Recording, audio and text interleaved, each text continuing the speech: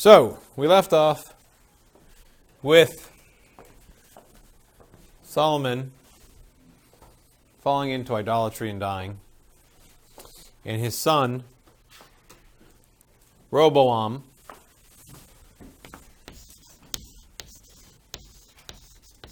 potentially going to be taking over. Solomon's son. His name was Rehoboam. So, let's call this Israel is divided.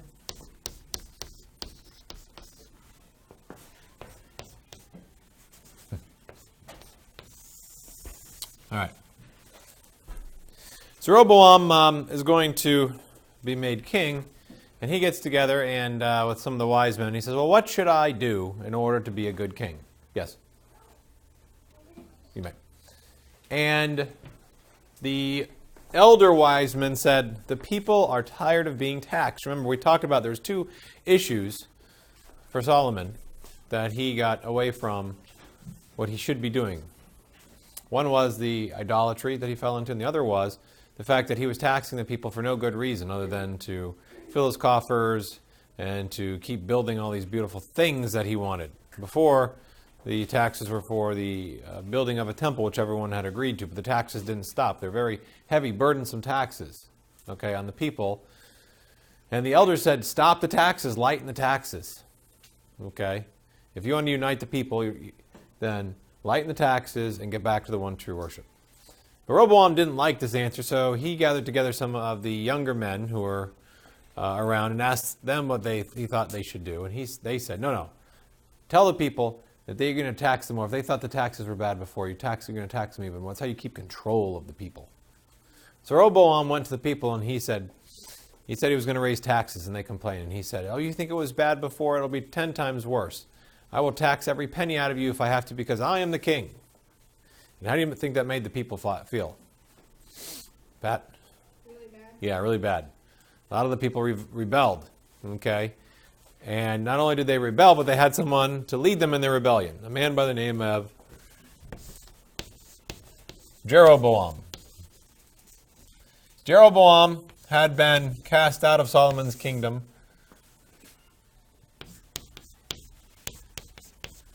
and went to Egypt. And there he gathered power because he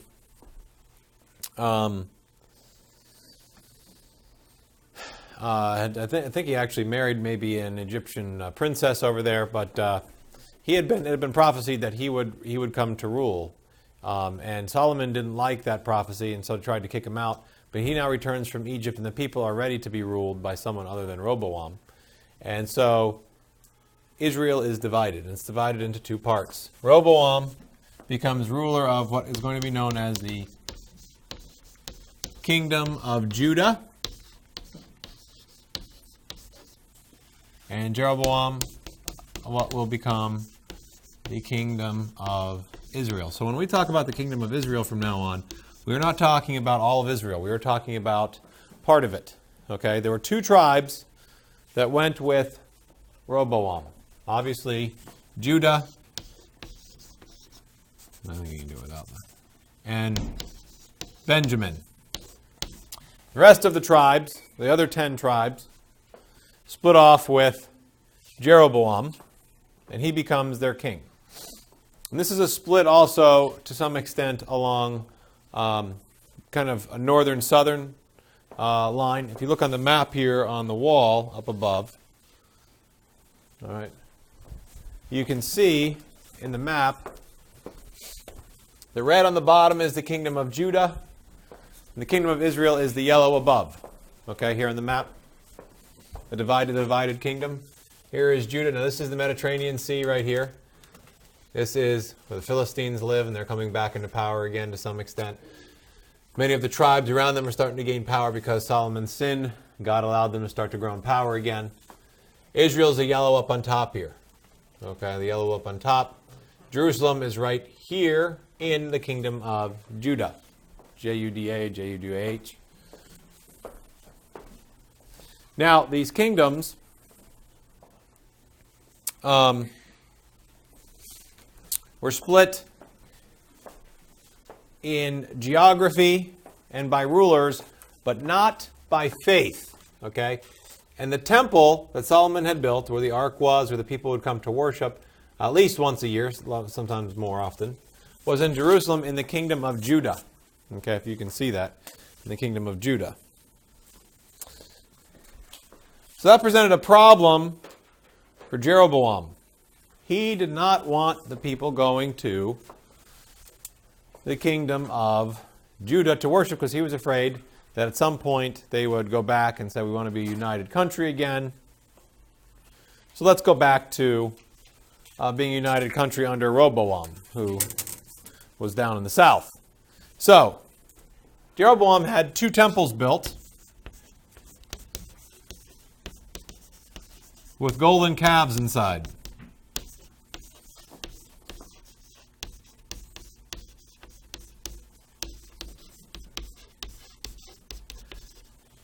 And he started to appoint people to be priests who were not Levites, who were not trained priests. He told the people they were not allowed to go to Jerusalem to worship. They were not allowed to go to the temple to worship. He was trying to keep the people away from the kingdom of Judah, his people, the 10 other tribes. So a prophet was sent to tell Jeroboam that his temples would be destroyed. Okay? And Jeroboam became very angry. He became very angry and he reached out to grab the prophet.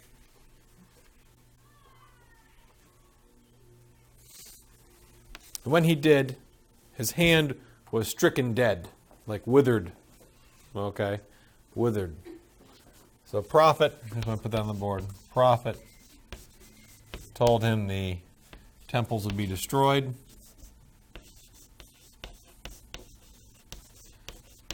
Okay, he became angry, went to grab the prophet, and Jeroboam's hand withers.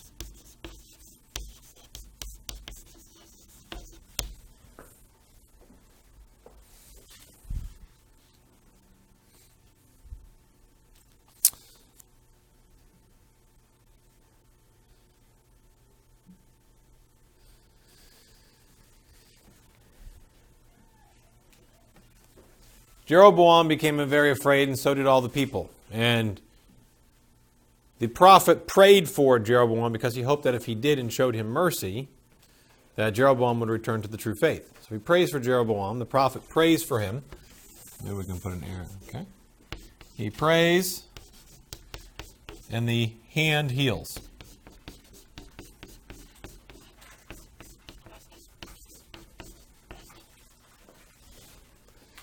But unfortunately,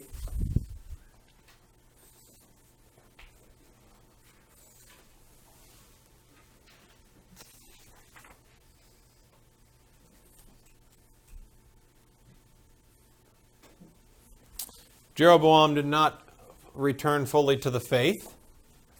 And because of his appointing of many of the common people as priests, many of the tribe of the Levites went back to live in the kingdom of Judah because they weren't permitted to offer the worship, the true worship anymore. Not all of them. There were some great prophets who were going to stay in the kingdom of Israel and try to help the people there and help them save their souls. But many of the Levites had to return because they were not welcome. So remember, the Levites did not have their own territory because the Levites were scattered throughout all of the tribes in order to perform the various functions of being judges and being public officials for David and the kings, and for offering the sacrifices for the people and taking care of their spiritual needs. But most of them had to return to the kingdom of Judah, okay, which actually gives the kingdom of Judah 2 important things that it's going to help the kingdom of Judah to survive much longer than the kingdom of Israel. They keep the one true faith, they have the Levites, and they have the temple. Now, that doesn't mean that they won't fall into idolatry. They will. But they do keep returning to the true faith, whereas Israel slowly is going to fade in its faith and eventually be captured, and the kingdom of Israel will be assimilated into the Babylonian Empire, meaning assimilated, meaning that become one with, never go back to Israel and become his own country again. Not that some of the people didn't, but most of them did not.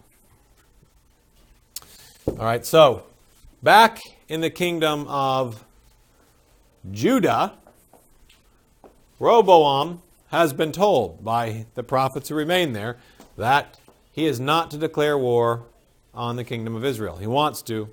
He wants to try to take it back. He's very angry that it's split. The prophet said, look, between your father's sin and your own sin, do not attack. God does not want his people fighting against each other. But after some time, Rehoboam can't take it anymore, declares war on the kingdom of Israel. Okay?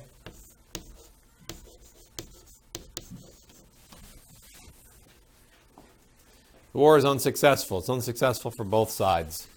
Campaign after campaign is fought.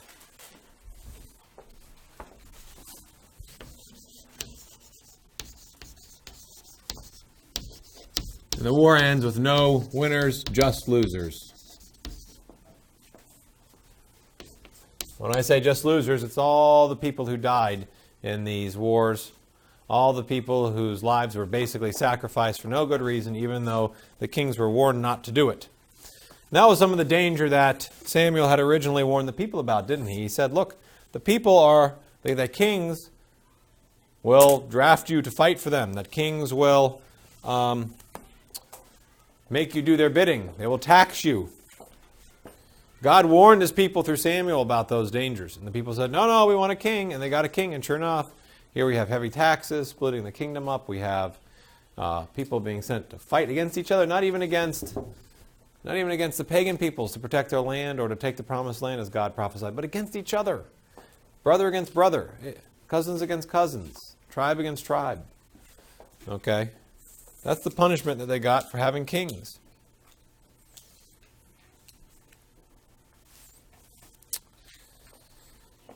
In the kingdom of Judah, the true faith was carried on. All right, but there were parts where idol worship crept in.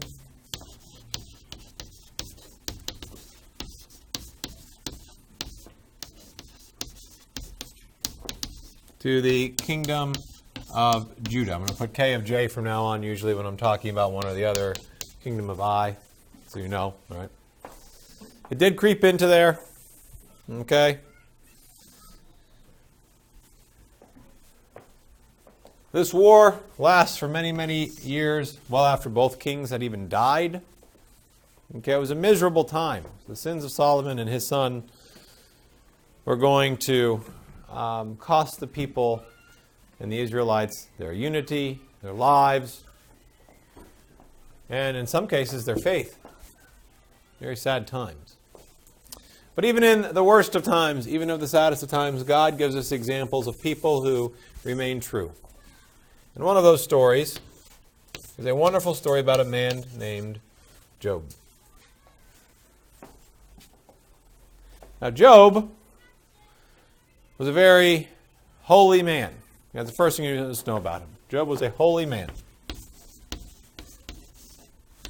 God had blessed him. He was very, very prosperous, rich, very rich.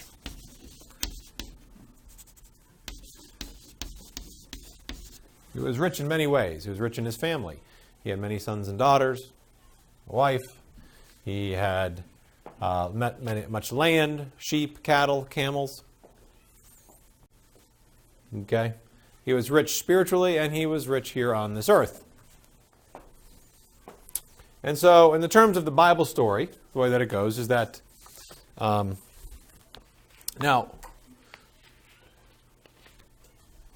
when we talk about Bible stories, exactly how they're laid out, sometimes they're told in story formats so we can better understand them. Whether this is literal or not, we don't know. It doesn't really matter. It's still the point of the story is what's important. And the point of the story is, this is what was told to one of the prophets, was that Satan approaches God. And he says to God, you know,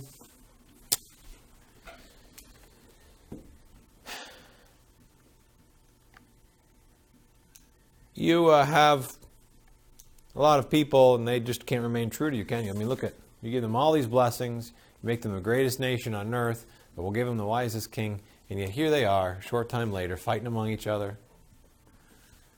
Here they are, two kings that allow idol worship. One of the kings tells the people they have to worship idols. What a bunch of ungrateful people men are. All of them are. And God's reply was, well, what about my servant Job? And Satan says, well, it's easy for him to be true. Look he's rich. He's got 7 sons and 3 daughters. He's got all these camels and all this stuff. It's easy for him to be true to you because you've blessed him so much. And God says, okay, well, God decides to test Job, to allow Job to be tested. Okay? So, one of the first things that happens is that Job is sitting down at dinner one night and some men come running in and they tell him that robbers have killed his servants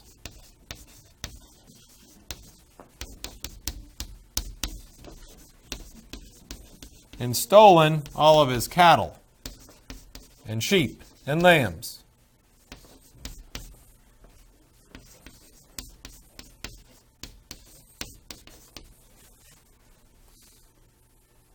Okay? Job is upset, but he understands if this God is well to be done, then that's what must happen. And he still bless the name of God.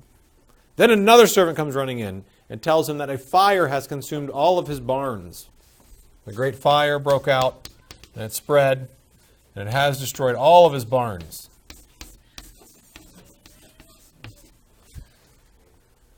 Then the third servant comes in with the worst news of all, that his sons and daughters had all gone together to eat at one of the houses owned by one of the sons or the daughters. And a great storm had arisen, and the house had collapsed and killed all of his children.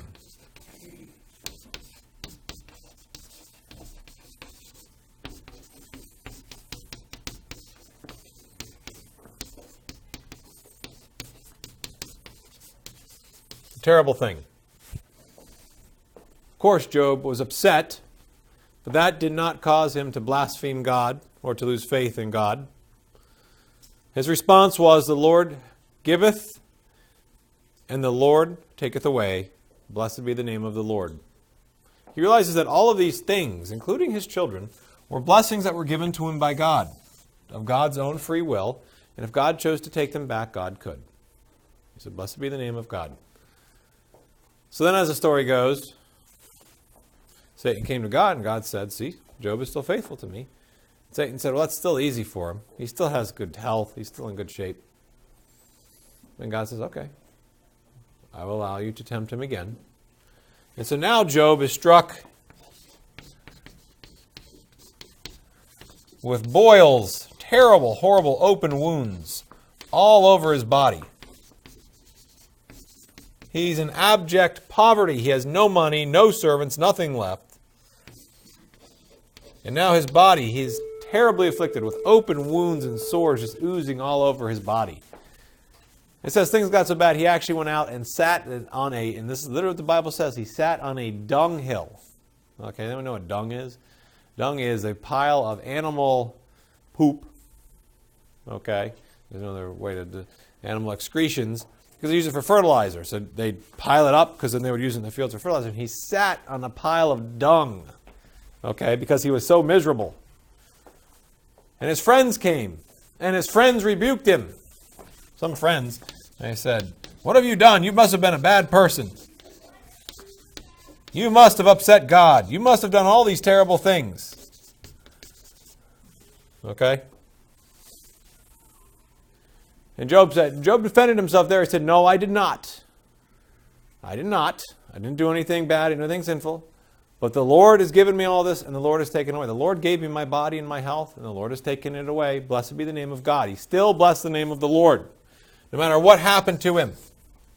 God was so pleased with Job, with his reaction, that he gave everything back to Job. He gave him his health back. He gave him his wealth back. He also blessed him with even more children than he had before. It is said that his wealth increased 10 times over from what he had before. And he died a very holy and a very happy man surrounded by his family. But notice how Job always had the right attitude about everything. God giveth, and God taketh. The presents that are given to me, and if God wants to take the presents back, he has that right. God is still God and deserves to be blessed. So even in the worst circumstances at times, with all this terrible stuff happening in the kingdom of Israel, still there were holy people who lived there and give us very good example that we need to live by today.